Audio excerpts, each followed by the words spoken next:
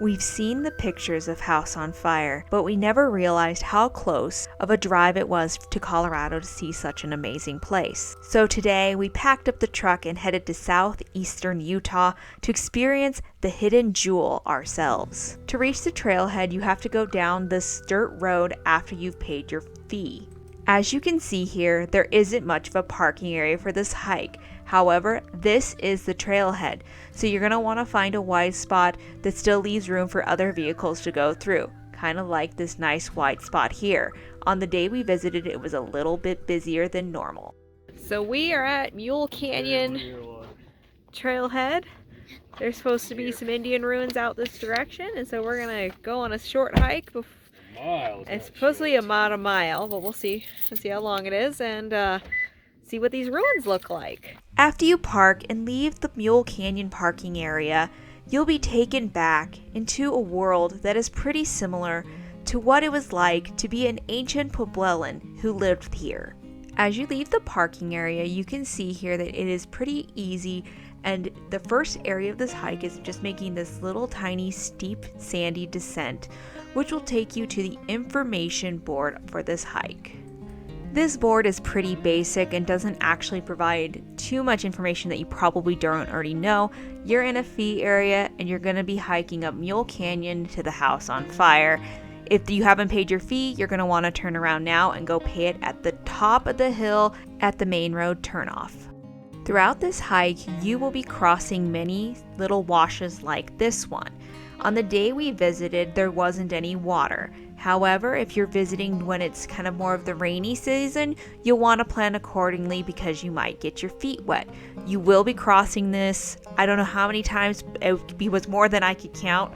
So you do want to plan accordingly because you'll be crisscrossing back and forth. As you can see here, this trail is pretty level. There is some up and down and out throughout those washes, but it's pretty well packed down, so it's not like some of the other sandy hikes that are found in the region, which is pretty pleasant and it's really easy to follow. You can see that the wash is down below you at this point, and it becomes this nice scenic backdrop as you get closer to come to the canyon as it narrows slightly the closer you get to the ruins. Now, as you can see here, the trail isn't entirely as hard packed as I made you to believe at the beginning of this. However, a decent portion of this trail is. However, you will be walking through a bunch of these little sandy sections in this wash. As you can see here, it's kind of sandy, so you will have some sand hiking, and depending on the moisture content of the sand, this could make this trail a little bit more difficult if you're not good at hiking in sand. For us, it was pretty easy. It wasn't too difficult. So let's talk about why you would want to visit this canyon. Well, Mule Canyon is full of Anasazi ruins, and House on Fire is the first of those ruins in this canyon. So along this hike, if you've been looking up before you got to the ruins, sorry folks, there aren't any up there. You're just going to have to wait until you get to the House on Fire to see any ruins. So when did these people live here? Was it recent or far in the past? Well, it was definitely in the past, obviously, otherwise they wouldn't be ruins and we'd know more about them. The Anasazi settled here around 750 AD to 1300 AD. The ruins that you see here in this canyon have not been restored or rebuilt. They are 100% original. And that's what makes this canyon and this whole area of the United States so special. Specifically for Mule Canyon and the surrounding canyons, the ruins here are between 700 to 1,000 years old. Through the entire hike, this trail parallels the small creek, but as you walk through here, it's very easy to see why the Puebloan people picked this area to live in. It's quite pleasant even on this winter hiking day, and it is enjoyable even during the summer months due to the shade given by the canyons. So the next question is this hike kid-friendly? So we're going to ask Everett. Everett, is this hike kid-friendly? Yes. You heard it, folks. This hike is extremely kid-friendly. And dare we say that if your kids are newer to hiking, that this is probably a pretty easy hike. What do you think, Everett? Yes. Yes, it is. There are no steep edges, and winding paths to worry about, so it's truly enjoyable for the entire family. Absolutely. After about a mile or so on this hike, you will be getting close to where the actual ruin is. Our advice is to keep an eye on the north side of the canyon.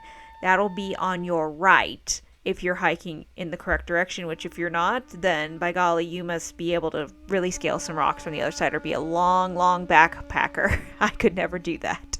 The house on fire overall is very easy to see. However, it is about 20 feet above the canyon wash bottom.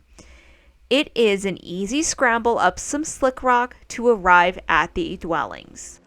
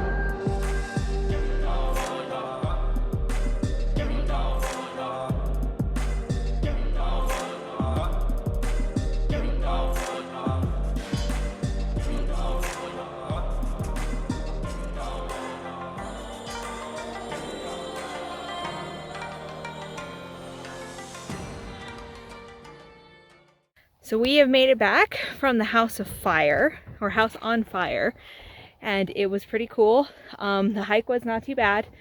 It does take about an hour getting in and out, so do plan at least an hour to enjoy it.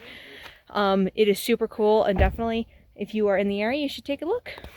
Next time on Legendary Trails.